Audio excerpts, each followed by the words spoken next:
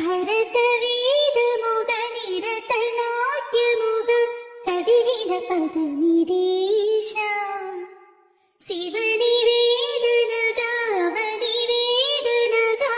పలికిన పదము పరేశ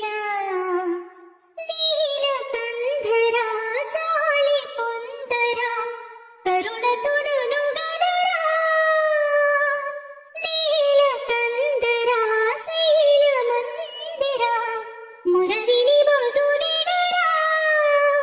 నగజామనోజ జగదీశ్వర బాలేందు శేఖర శంకరా అంతకాంతని సతి అగ్నితప్తమైనది నేను త్యాగమిచ్చి తాను నీలో లీనమైనది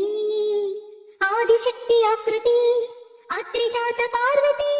స్థాణువైన ప్రాణధముని చెంతకు చేరుకున్నది